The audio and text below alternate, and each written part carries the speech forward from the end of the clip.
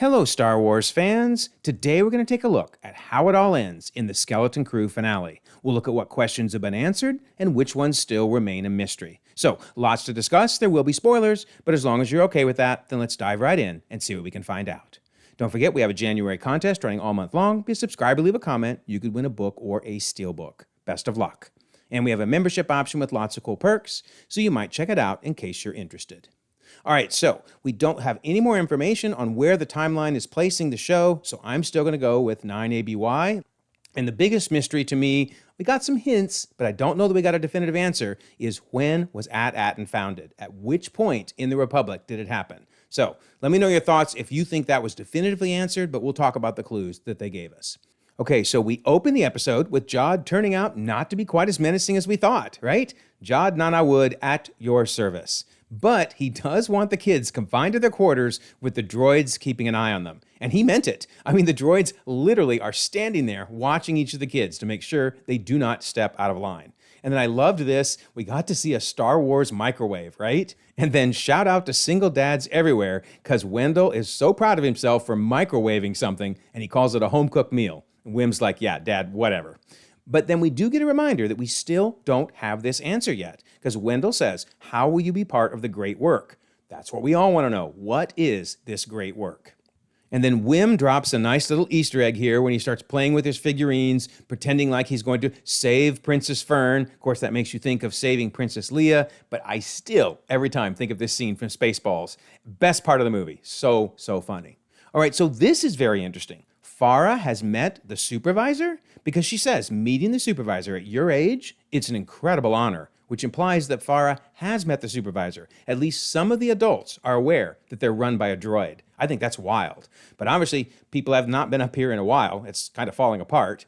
And the supervisor very rarely grants an audience. And then we finally meet the supervisor. So yeah, for everybody that had a theory that it was either a droid or maybe it's an AI, I'm not 100% sure, but yep, the whole planet is run by a droid. In fact, it made me think of either 2001: A Space Odyssey on the left or WALL-E on the right. But in both cases, anytime you have the red glowing eye, it's pretty creepy. Speaking of creepy, how about this statement from the supervisor? I have been watching over you and your daughter with great interest. Yikes.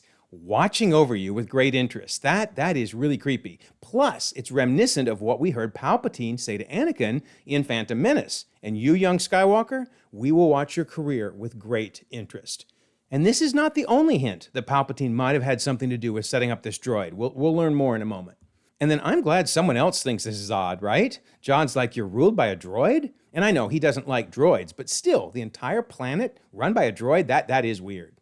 But Farah turns and says, it is as decreed by the great work. Okay, so whoever set up AT-ATN and established the great work is the one that put this droid in place. This thing has been here from day one. And they're all told, at least people like Farah that are in the know, that this is part of the plan. It's all part of the plan. And then Jod makes a little bit of a mistake here. He declares himself emissary for the Republic and Jedi. He's going to regret having said that. Fern, of course, is like, hey, it's a trick. Which, honestly, Fern speaks for all of us who were a bit skeptical of Jod. Remember in my last breakdown, I wasn't real sure. Is he faking this? Is he Force sensitive? Is he a Jedi? Well, now we know it's somewhere in between, right? So this thing really is creepy because it says, strict obedience to authority has kept AT-ATN running smoothly for generations. Okay, well, that gives us some idea how long this planet's been around. Generations, plural. So has to be at least 100 years old, if not more. Man, I really want to know who put this thing in place. Anyway, this is an interesting clue because the supervisor says, you see the last message from the Republic stated all Jedi were traitors. Okay, so that means that the Republic, which was controlled by Palpatine at this point, because this is Order 66, obviously, did have the ability to send a message to this planet. So does that mean that Palpatine was aware of the planet? Or does that mean people even prior to Palpatine set this up and maybe Palpatine didn't even know about it? Because I would think good old Palpatine would have been taking money from that mint to build the Death Star if he knew it existed. But I don't think anybody's been here since Order 66. So things aren't going too well for Jod at this point. The supervisor asks, which are you lying about, being an emissary or being a Jedi? And of course, Fern spills the beans again. He's a pirate trying to invade the mint. And Jod is just done. Absolutely done with Fern, done with the game, ignites the lightsaber, and jabs it right into the supervisor, who, interestingly, his last words are, "Must protect the mint." So yeah, we now know for certain the main mission of the great work was producing the money. We don't know who it was for, but that was absolutely the point of the great work. Make the credits. All right, so obviously attacking the supervisor shut everything down. Like everything. The security droids, the lights, the entire planet probably is now shut down for the minute. And then Jod explains that he wants the barrier down, because of course, obviously he wants the pirate ship to come in. But Farah is very worried because that will destroy the barrier, which is essential to our survival. So they are convinced they need that barrier to protect them from the rest of the galaxy. So Jod then says something that is a total lie. He says, "I don't want to destroy anything. I just want to land my ship, and we'll take our credits and we'll go." Oh, we're going to see they had no plans on leaving. He threatens Fern to convince Farah, "You need to turn off the barrier." Well, the compromise is, I'm not going to turn off the barrier, but I will give you the access codes. So Jod has what he needs, contacts Space Urkel, and says, "Get down here. It's time to begin the invasion." Meanwhile, you have Wim trying to convince his dad we have got to go save Fern. Basically, he's explaining Jod is a bad guy. He's lying about everything. And of course, his dad wants him just to stay put and be safe. But man, this ship is trouble. Someone has got to stop it. In fact, the ship proves you should not put skylights in the bathroom. So public service announcement, architects around the world, don't do this. Why? Why is there a skylight over the bathtub? I don't know. Anyway, definitely not a peaceful arrival that Jod was implying, because this thing starts opening fire and destroying everything. So yeah, these pirates are bad, bad news. All right, so then hover bikes to the rescue. In comes KB and Neil, asking Wim to come join them and let's go save Fern. And we get the title of the episode because Wim is realizing we can let the ship blast off and we can call the real good guys, i.e. the Republic. So I love the fact that Wendell steals a hover bike. Man, that is bold. And tries to get them to stop, but then realizes, no, these pirates are trouble, right? I mean, they are really trouble, because round them up and they explain their plan. They work for us, making credits. Yeah, see, Jod was lying. They're going to stay and make the kids and everyone work in the mines. So now the kids are on the run. That was pretty cool. Really cool action scenes in this. They spent their money really well on this episode. Then we see that Wendell is having a blast. Wendell yells as they jump the ravine, and then I love his reaction. He's like, "Whoa, did you see that?" Wim is basically like, "Dad, not that impressive compared to the stuff I've been doing, so come on, let's go. Just stop patting yourself on the back." But anyway, they then race through the school and basically class dismissed for good, because this school is going to get destroyed. Then poor Neil gets blown off his bike, which was scary at first, but actually it was quite opportunistic this happened, because he now hatches an important plan. He says, "There's so many pirates, I think the ship's going to need cover." And yes, indeed, this big old gun from episode 4 comes in handy. In fact, something from every single episode played into making this final battle a success. Very cool. And then Wim and Wendell get on the ship, and I love their two very different reactions. Wim is like, "Dad, isn't this ship the best?" And Wendell's like, "You kids actually know how to fly this thing?" Too funny. It's like, dude, there's a lot your son's been doing that you don't know about. You got to catch up. But anyway, then they realize that the ship can't take off because the docking clamps are in place, and they need to restore the power to be able to unlatch them. And then I love it. Look at Wendell's expression as he's so proud that he can now say, "Son, you are talking to a level 7's system coordinator. Get the bike." So yes, nerds rule. I'm an IT guy myself. Sometimes we can be the heroes. In fact, I love the fact that Wim looks up at his dad with this proud look, realizing, yeah, my dad can be a hero too. That's awesome. My dad may be a nerd, but he comes in handy every now and then. Beautiful. All right, so the pirates are clearly ruthless. I mean, these cowards, they say, are giving us no trouble, Captain. Now, you think Jod is looking out for him. He says, hey, don't injure too many of them, right? That sounds good. But then he says, "I need them as workers. I need them intact." Yeah, again, they were never going to leave. Everyone was going to be held hostage for the rest of their lives. Then Wim, who is now headed up to the supervisor's tower, uses his storytelling to good use, at least to create a distraction, right? He says, "I called the X-Wings, and I was able to do it because I have the crystal of the founders." So yes, even his silly little Star Wars Kindle, if you want to call it that, his little viewfinder with the stories that he was reading, even that comes in handy in helping with this final battle because it's enough to distract Jod so that Wendell can turn the power on and let the ship escape. And sure enough, now KB, who is using SM-33's head to help fly the ship, that's so funny. The head is saying, "Hold me steady, girl." And the little rat squeaking and running all over the place. But see, everything comes into place here because now the pirate ship is ready to fire cannons on KB's ship.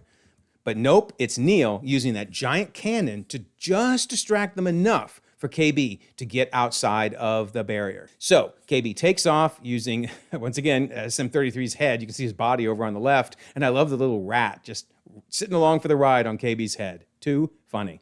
And then once KB is able to get outside the barrier, she's able to contact Kim, bringing in plot points from episode 3. Again, all these episodes come together. So Kim says, "X-Wings, I will contact the New Republic. I've got a hyperspace route straight to you. They'll be there in," I love this, 2 flaps. That's too funny. But you do have to wonder, why was the Republic so willing to help At-Aten when we saw that they were unwilling in Mando Season 3 to help Navarro? Because here's Carson Teva requesting authorization and backup for dealing with pirates. It's pirates in both cases on Navarro. And basically gets the answer of, well, we have a backlog of requests from member worlds that have a priority. It just totally sounds like a government answer, right? So why was the Republic willing to help At-Aten, who isn't a member of the Republic any more than Navarro was? Well, I hate to be this way, but I wonder if it was the money. Because I suspect Kim knew that there was mints on that planet, a lot of money. She knew the legends too, and probably told the Republic, it might be worth your while, because they sent everything to that planet. So let me know your thoughts on why you think they were so willing to help At-Aten, but I can't help to wonder if it might have to be about the money. Anyway, so the ship is hit, but KB is on it. In fact, I love that her mom is saying, "You can fix anything, sweetie." And I do think KB must have fixed something because as it looks like it's about ready to crash and explode, it instead has, a pretty soft landing. It definitely caused some damage, but no explosion. So KB did her job. That's awesome. Okay, now the fight is to turn off the barrier because we know the X-Wings are coming, but they can't get in. So Wim is ready to turn it off, and Jod is threatening his dad, saying, "Tell your son to step away." And then Jod finally comes clean and tells us his story. We've been waiting so long for this, right? He says it didn't need to be like this. When I was your age, all I cared about was not starving. And that's why he viewed them as so spoiled, because they had everything, and yet they still complained all the time, right? And he was starving as a child. Then he says, "I was living in a hole in the ground, and a Jedi found me. She only taught me a little before they hunted her down, and they made me watch while they killed her." Wow, yikes. He was not a youngling working with the Jedi. Instead, he was just a kid on the run, and a Jedi fleeing from Order 66 found him, trained him a bit, and then was killed by the Inquisitors. Man, I want to know so much more now about his backstory. Please, guys, tell us more. Because it's so fascinating that his story is the opposite of what happened to young Ezra. Ezra ended up being trained by Kanan and grew up to be very different. In fact, wouldn't it be wild for Jod and Ezra to meet up? Obviously, they're both alive at the 9 ABY timeframe. They had such a similar yet different story, and I think they would have lots to discuss with each other. All right, so Jod explains that's the galaxy. It's dark with a few pinpricks of light. And for those, I'll kill who I need to kill. You can kind of understand why he is so self-centered. I'm not justifying anything he's doing, but his whole life has been on the run, just trying to get some of the little pinpricks of light to shine in his direction. He says, "I don't want to hurt anyone. I don't want to damage this wonderful planet." Again, that's what he thinks, but obviously they've caused tons of damage already. So he just doesn't understand the ramifications of what he's doing. But now the big struggle takes up again for trying to turn off the barrier. And we see that Fern, I think, has her biggest growth moment here, where instead of barking out orders or, being snide or rude, she literally just begs. She softly begs her mom, "Please help turn off the barrier." And remember, Farah felt like this would risk the entire planet, but yet she was willing to trust her daughter and to turn off the barrier. So yeah, the barrier goes down, and look at how little the planet is. And that barrier was huge, huge. And now they finally see the starlight. That is so, so cool. And I love this. Little Wim is like, okay, what's your move, Jod? What's your move? So Jod had a blaster. To his credit, he could have started shooting. Instead, he drops the blaster and gives up. And probably a smart move, because in come the X-Wings and, oh my word, a B-Wing. Please tell me we get to see it in combat, right? Oh, we will get to see it in combat. So I'm glad they're here to kick butt, but doggone it, I want Carson Teva. Where is that dude, man? He didn't go in retirement, did he? Please tell me. He is still around, because we need him. All right, so we haven't seen live action B-Wing attacks. We've seen them in the Rebels in animated form, and that was awesome. But now we get to see them in live action. Oh my word, and it is glorious. I mean, it was only a few seconds, but man, so incredible. They just demolished that pirate ship. And then Jod has to watch out the window as his dreams quite literally go up in smoke. Man, penny for your thoughts, dude. Penny for your thoughts, because this thing is going down hard. And then, speaking of his thoughts, I really want to know what he's thinking right there, right? He seems really down and dejected, and then it just looks like he's got a plan in his mind, a plan for escape, maybe to steal some credits. I do think we're going to see him again, and I can't wait. I cannot wait. And then speaking of going down hard, man, this ship absolutely goes up in flames and demolishes big parts of the city. Craziness, crazy, crazy. And then speaking of crashes, or I guess in this case, you could call it a landing, the little gateway opens up, all the money comes splashing out, and so does KB. But of course, as soon as she sits up, she asks, did we win? Yep, you won, big time. And then I love this, SM33 says, hey, it's one of my better landings. I would hate to see one of your worst landings, yikes. And then I really think this line from Fern brings the whole season full circle. She looks around at the destruction of the school and says, hey, Wim, looks like you don't have to take assessment anymore. And of course, if you go back to the very first episode, she was saying the last kid who skipped assessment, the proctor took him down to the secret chamber under the school to make him work in the mines. Well, it turns out the mines are indeed real, but now they've literally been brought into the school itself. Crazy. Love how it all came full circle. So then little Wim is just looking up through the giant hole in the roof and dreaming of adventures to come. In fact, they're calling him Wim, but he's just staring at none other than a CR-90 Corvette. That is so, so cool. Speaking of bringing things full circle, because of course, that was the very first ship we saw on the run way, way back in episode 4, A New Hope. So, so cool. And now all that's left is to wonder, what does the galaxy hold in store for AT-ATN? The barrier is down, and they're exposed to all the wonders and all the threats of the greater galaxy. Of course, the closing credits were really cool because we got to see more of Wim's little Star Wars Kindle, his little viewer, right? And in fact, we close with a final image of Skeleton Crew as though like someone else was watching this story on their Star Wars Kindle and playing with their little Star Wars figures. So now let's look one last time at all the things we've learned. I'm not going to read all this. You can pause if you want, but we did learn a few new things. On number 8, we learned that the supervisor is a droid or an AI. You can let me know your thoughts on that. But that's about it on that one. And then on number 13, we definitely learned more about Jod. He has Force abilities he learned from a female Jedi who was killed by Inquisitors. But honestly, that's about all we learned in the final episode. Now, don't get me wrong. The episode was amazing, but we didn't learn a lot. So actually, most of these questions are still here. So on number 6, we can change that to who set up the droid supervisor and why do they restrict contact with the Republic. On number 9, we can change that to who is the Jedi that taught Jod the Force? I really want to know. And in fact, who's the Inquisitor that killed that Jedi? And then really, number 10, what will happen to AT-ATN now that it's open to the galaxy? So I really, really hope we get a chance to see these kids and to see Jod again and learn more of the lore of AT-ATN as well as what will happen to them going forward, which means now we need to wait anxiously for a season 2. Please, please, Star Wars, give us a season 2 or at least include these characters in the future of the Star Wars saga because there is so much more we want to know about them. So let me know your thoughts. Did you enjoy this season? Thank you so much for following along with me. Leave your comments. You know I read and respond to all of them. Also, don't forget, January contest, be a subscriber, leave a comment, win a book or a steelbook. And there's that membership option in case you're interested in that.